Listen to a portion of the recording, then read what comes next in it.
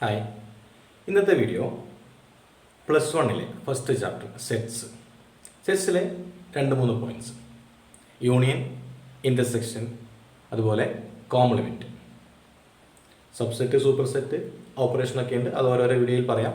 ഇന്നാദ്യം യൂണിയനും ഇൻ്റർസെക്ഷനും കോംപ്ലിമെൻറ്റും, പിന്നെ പറയുന്ന കൂടെ വെൻ ഡയഗ്രം കൂടെ പറയുന്നു. വെൻ ഡയഗ്രം നമ്മൾ വരച്ചു പോവാം എക്സാമ്പിളായിട്ട്. അപ്പോൾ ഒരു സെറ്റിലെ യൂണിയൻ എന്ന് പറഞ്ഞാൽ എ എന്നും ബി എന്നും 2 സെറ്റുകൾ. അതിൻ്റെ യൂണിയൻ എന്ന് പറഞ്ഞാൽ നമ്മൾ സാധാരണ ഭാഷയിൽ പറഞ്ഞാൽ എയിലെയും ബിയിലെയും എല്ലാം. ഇനി ഇൻ്റർസെക്ഷൻ എന്ന് പറഞ്ഞാൽ എയിലും ബിയിലും ഉള്ള എല്ലാം, അതായത് എയിലും ബിയിലും കോമൺ ആയിട്ടുള്ള എല്ലാം. അപ്പോൾ അവിടെ ചെറിയ നമ്മുടെ ഭാഷയുടെ പ്രയോഗം കൊണ്ട് ചെറിയ വ്യത്യാസം വരുന്നുണ്ട്. നമ്മളത് സെറ്റ് ബിൽഡർ ഫോമിൽ എഴുതുമ്പോൾ ചിലപ്പോൾ ചെറിയ മാറ്റങ്ങൾ വരും. നമ്മൾ എ അല്ലെങ്കിൽ ഓർ അല്ലെങ്കിൽ ആൻഡ് അങ്ങനെയൊക്കെ ചേർക്കുമ്പോൾ ചെറിയ വ്യത്യാസമുണ്ട്. അതിന് എക്സാമ്പിളിൻ്റെ കൂടെ പറയാം. അപ്പോൾ യൂണിയൻ എന്ന് പറഞ്ഞാൽ എയിലെയോ ബിയിലെയോ എല്ലാം. ഒരു എക്സാമ്പിൾ പറയാം. ഇതുവരെ ഈ ചാനൽ കാണാത്തവരാണെങ്കിൽ ലൈക്ക് ചെയ്യുക, ഷെയർ ചെയ്യുക, സബ്സ്ക്രൈബ് ചെയ്യുക, ഷെയർ ചെയ്ത് എല്ലാവരിലേക്ക് എത്തിക്കുക. സബ്സ്ക്രൈബ് ചെയ്യുമ്പോൾ ബെൽ ബട്ടൺ കൂടി അമർത്തുക. അപ്പോൾ ഓരോ പുതിയ വീഡിയോസ് നിങ്ങളിലേക്ക് എത്തുന്നതായിരിക്കും. ഓരോരോ ക്ലാസ്സിന് പ്രധാനപ്പെട്ട വീഡിയോ ആയിരിക്കും വരുന്നത്. അത് എല്ലാവരിലേക്കും എത്തിയാൽ അവരവർക്ക് ആവശ്യമുള്ളത് സെലക്ട് ചെയ്ത് കാണാൻ പറ്റും. അതുകൊണ്ട് തീർച്ചയായിട്ടും സബ്സ്ക്രൈബ് ചെയ്യുക. ഇവിടെ ഞാൻ 2 സെറ്റ് എഴുതിയിട്ടുണ്ട്. Set A is equal to 1, 2, 3, 4. Set B is equal to 3, 4, 5, 6. ഇവിടെ എ യൂണിയൻ ബി എന്ന് പറഞ്ഞാൽ എയിലെ എല്ലാ എലമെൻസിൻ്റെയും കൂടെ ബിയിലെ എല്ലാ എലമെൻസും. അങ്ങനെ പറയാൻ കാരണമുണ്ട്. ഞാനിപ്പോൾ ആദ്യം എ യൂണിയൻ ബി എഴുതാം. A union B is equal to set 1, 2, 3, 4. പിന്നെ 3, 4 ഇവിടെ ഉണ്ട്, അതുകൊണ്ട് 5, 6 മാത്രം. 5, 6. അപ്പോൾ എയിലുള്ളതും ബിയിലുള്ളതും, അപ്പോൾ എയിലുള്ളതിൻ്റെ കൂടെ ബിയിലുള്ളതും ഇതെല്ലാം ഇവിടെ ചേർത്തിട്ടുണ്ട്. അങ്ങനെ എ യൂണിയൻ ബി എന്നൊരു set of A union B equal to 1, 2, 3, 4, 5, 6 എല്ലാ എലമെൻസും ഉൾപ്പെട്ടിട്ടുണ്ട്. ഇനി ഞാൻ എ ഇൻ്റർസെക്ഷൻ ബി എഴുതാം.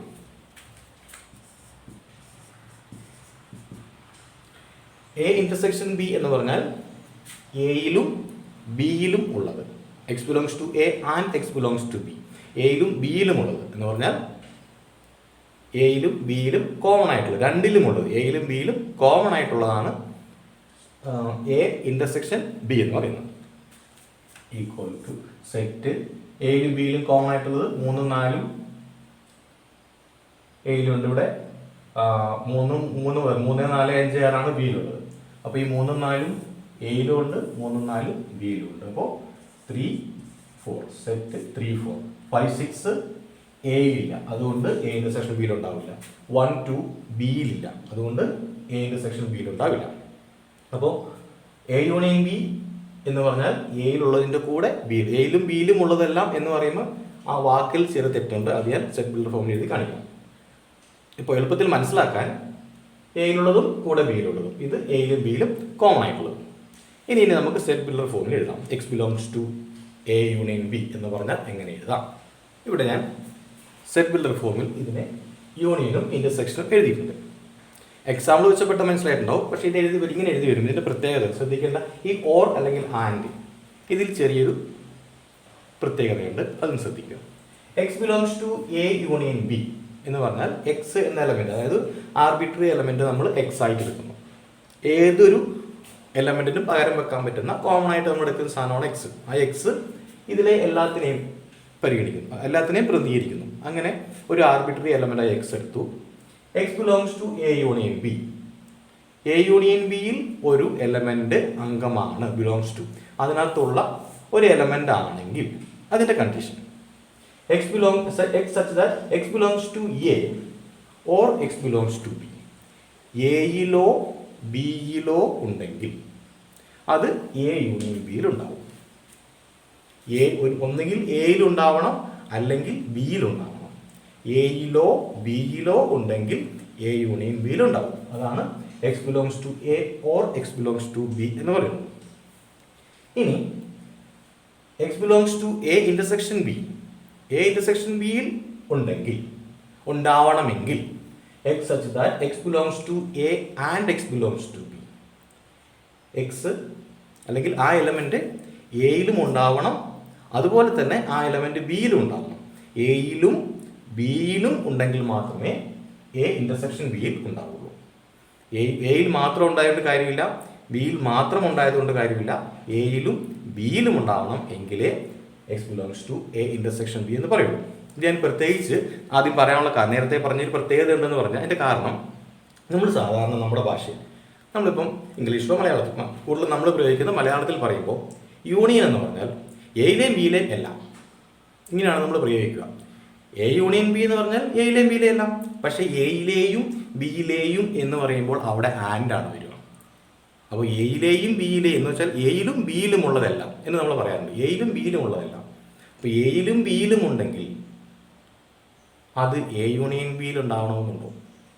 അത് എ ഇൻ്റർസെക്ഷൻ ബി ആയിരിക്കില്ലേ? എയിലും ബിയിലും ഉള്ളത് അപ്പോൾ എയിലും ഉണ്ടാവണം ബിയിലും ഉണ്ടാവണം, അത് എ ഇൻ്റർസെക്ഷൻ ബി ആയിരിക്കും. എ യൂണിയൻ ബിയിൽ ഉണ്ടാവണമെങ്കിൽ എയിലും ബിയിലും ഉള്ളതെല്ലാം എന്ന് നമ്മൾ മലയാളത്തിൽ പറയുമെങ്കിലും എയിലും ബിയിലും ഉള്ളതല്ല, എയിലോ ബിയിലോ ഉള്ളതാണ്.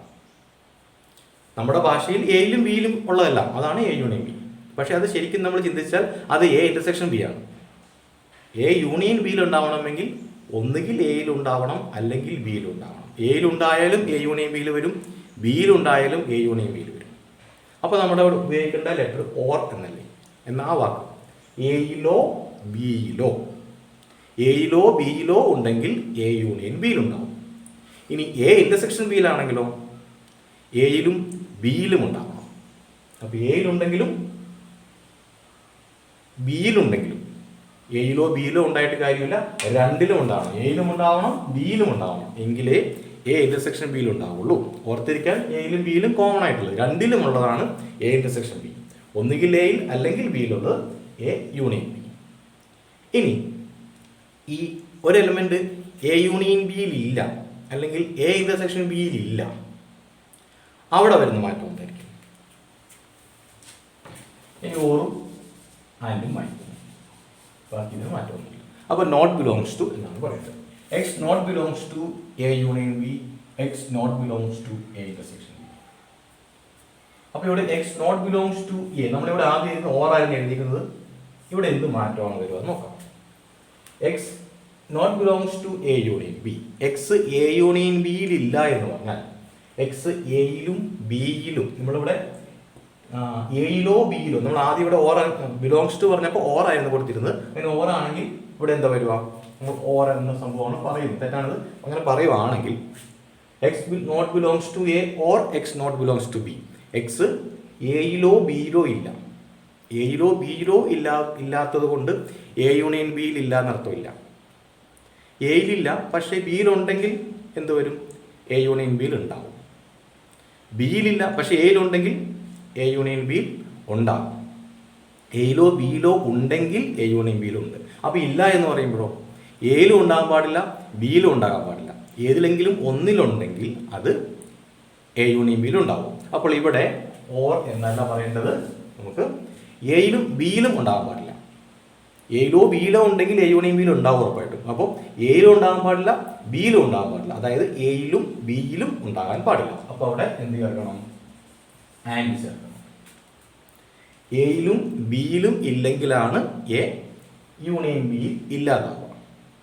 ഇനി എ ഇന്റർസെക്ഷൻ ബിയിൽ ഇല്ല എന്ന് പറഞ്ഞാൽ എയിലും ബിയിലും ഇല്ലാതാവണം എന്ന് നിർബന്ധമൊന്നുമില്ല. കാരണം എയിലും ബിയിലും ഉണ്ടെങ്കിൽ മാത്രമേ, രണ്ടിലും ഉണ്ടെങ്കിലേ എ ഇന്റർസെക്ഷൻ ബിയിൽ ഉണ്ടാവുള്ളൂ. അപ്പോൾ എയിലില്ലെങ്കിൽ പോലും എ ഇന്റർസെക്ഷൻ ബിയിൽ ഉണ്ടാവില്ല. ഇനി എയിലുണ്ട് പക്ഷേ ബിയിലില്ലെങ്കിലോ അപ്പോഴും എ ഇന്റർസെക്ഷൻ ബിയിൽ ഉണ്ടാവില്ല. അപ്പോൾ ഇവിടെ എന്ത് ചേർക്കണം? X not belongs to A intersection B implies X such that X not belongs to A or X not belongs to B. അപ്പോൾ എക്സ് എ ഇന്റർസെക്ഷൻ ബിയിൽ ഇല്ല എന്ന് പറഞ്ഞാൽ രണ്ടിലും എയിലും ബിയിലും ഇല്ലാതാവേണ്ട കാര്യമില്ല. എയിലോ ബിയിലോ ഇല്ലെങ്കിൽ എ ഇന്റർസെക്ഷൻ ബിയിൽ ഉണ്ടാവില്ല. അപ്പോൾ ഓർത്തിരിക്കേണ്ട കാര്യം, എക്സ് എ യൂണിയൻ ബിയിൽ ഉണ്ടാവണമെങ്കിൽ എയിലോ ബിയിലോ ഉണ്ടായാൽ മതി. ഇനി എക്സ് എ യൂണിയൻ ബിയിൽ ഇല്ലാതാവണമെങ്കിൽ എയിലും ബിയിലും ഉണ്ടായിരിക്കരുത്. അപ്പോൾ ഇവിടെ ആൻഡ് വരും. ബിലോങ്സ് ടു ആണെങ്കിൽ ഇവിടെ ഓർ വരും. നോട്ട് ബിലോങ്സ് ടു ആണെങ്കിൽ ഇവിടെ ആൻഡ് വരും.